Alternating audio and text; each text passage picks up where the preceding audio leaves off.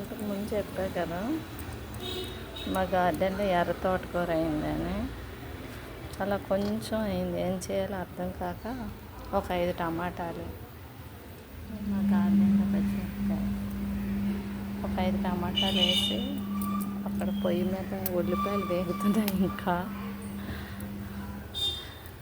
ఈరోజు వెజ్ బిర్యానీ చేద్దాం అనుకున్నాను కానీ ఆరోగ్యం సహకరించక చేయలేదు. ఈరోజు ఉల్లిపాయలు వేగుతున్నాయి.